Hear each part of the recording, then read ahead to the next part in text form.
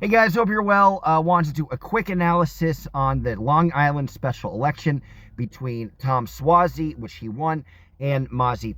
So it's an interesting election. Wanted to do something very quickly, so I figured I'd do something from my car just to kind of analyze what this race means, look at the history of the two candidates.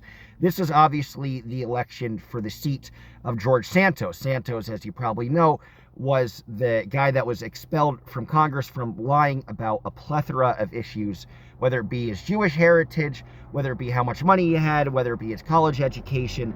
Quite frankly, the list goes on and on and on. So he obviously, after getting expelled, unable to run for Congress again. So the Republicans had a choice to make. Obviously, they were able to flip the seat before with George Santos, but that's because Tom Suozzi, who was the previous congressman in that race, so he ran to get his old seat back. Suozzi moved on to run for governor against Kathy Hochul, who replaced Andrew Cuomo after his sexual abuse scandal and after he had to resign.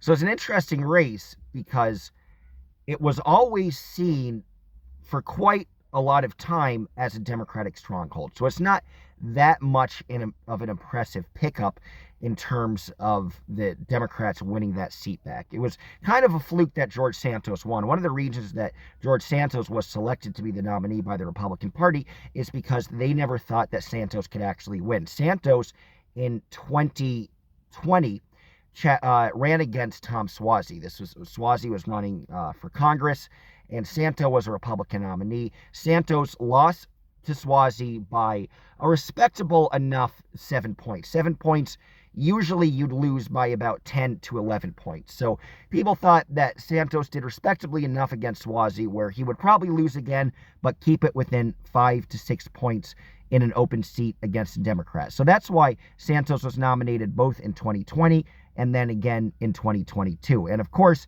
in an open seat, he defeated Robert Zimmerman. And Zimmerman was this guy who was very uncharismatic, and he was connected with kind of the machine Hillary Clinton wing of the party. He was known to be this well-known lawyer, big-time donor, big-time bundler, had all the connections in all the right places, and kind of represented the Hamptons wing of Long Island. Even though the Hamptons is not in the district, he kind of represented that. So Zimmerman ran a very weak campaign in a year in 2022 where, well, the GOP didn't do that great in the midterms. Their one bright spot was specifically New York, which saw an increase of people from MS-13 in that gang, an increase in gang violence, and also an increase in seeing migrants dumped in their specific neck of the woods after they crossed the border.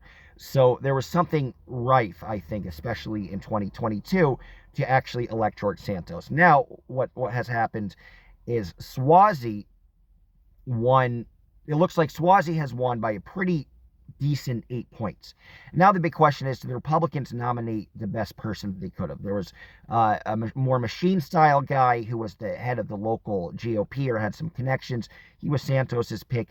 That person was not selected. And Mazi is an interesting person because she's actually an Ethiopian Jew who grew up in Ethiopia and then later migrated to Israel and even served in the IDF. Of course, in Ethiopia, they have a very strong population of black Jews. People think black Jews is an oxymoron. It's actually not. Odd thing about Mazi, though, is you want to talk about identity politics, and people say, well, the GOP doesn't necessarily play identity politics. They did in this time around because Philip certainly goes against the grain of what the typical GOP candidate might necessarily be. But the issue about Philip is she was dynamic, she was charismatic, she was a hardworking campaigner, she's quite attractive, physically attractive, pleasant to look at. She didn't speak English very well. And if you take a look at some of the debates, if you want to take a look at some of that, you can see her understanding of English is about to the level of how probably 9 or 10-year-olds would speak it. She can speak it fluently enough, but it's still kind of awkward and doesn't necessarily use the right words. So they got a candidate on the GOP side when they're talking about all the migrant stuff that doesn't actually speak English. But I think that was the contrast that they wanted to make, that the GOP supports legal immigration and they're not against diversity. They're just against migrants coming in. So not necessarily that big of a surprise. Let's talk about Tom Suozzi for a second, too. Tom Suozzi was always known as the moderate Democrat. So they're trying to portray Suozzi as a member of the squad because he complimented them one time as somebody who would support open borders. Not the case at all.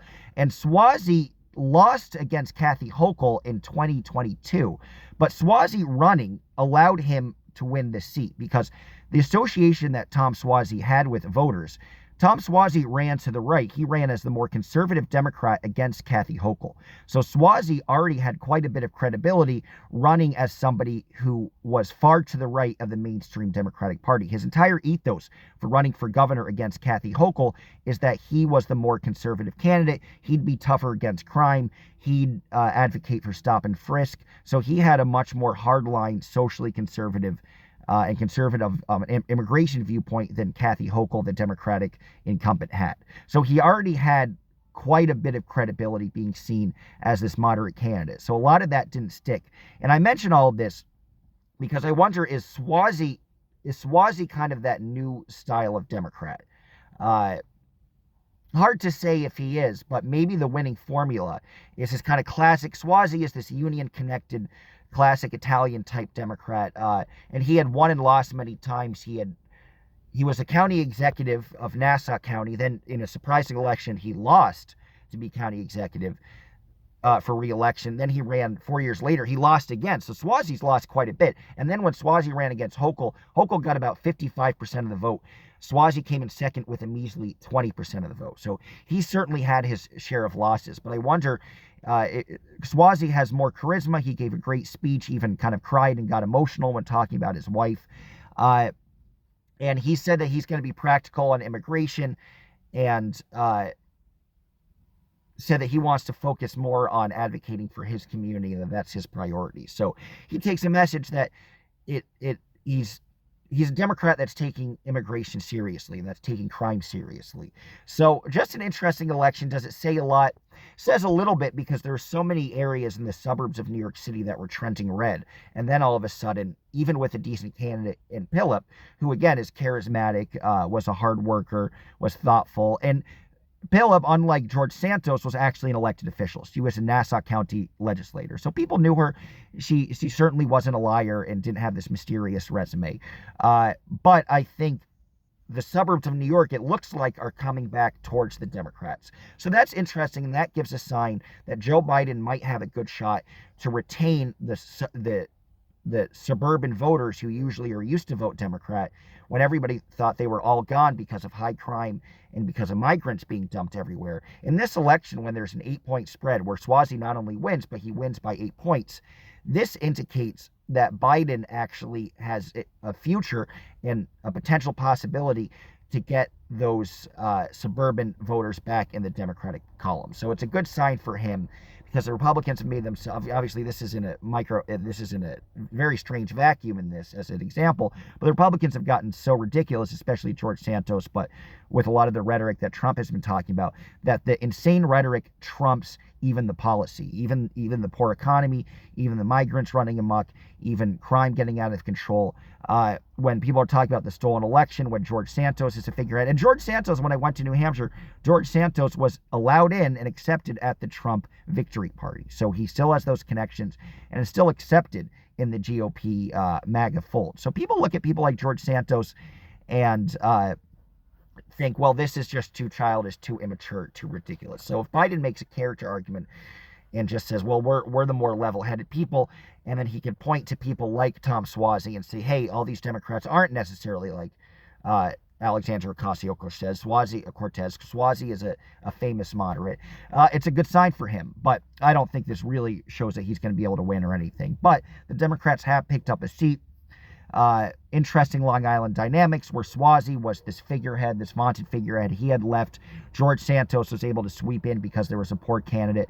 Now that Suozzi is back, he might be the future of the Democratic Party. Some progressives, I know I have some Marianne Williamson fans, might be upset by that notion that maybe the Medicare for all is not necessarily the way to go, and that Suozzi, people like Suozzi, are the figureheads. But that's going to be an interesting debate, and it's going to be a power struggle as to, is it the Bernie-type supporters in the Democratic Party, or is it people like Tom Suozzi who want to be a little more restrictive in immigration, certainly a little more anti-civil liberties when it comes to law enforcement. So there's certainly some stark differences. So right now, what we're seeing is an early preview in the Democratic Party civil war to see who will really have some influence, and especially post-Biden. So some interesting food for thought. Democrats get a victory.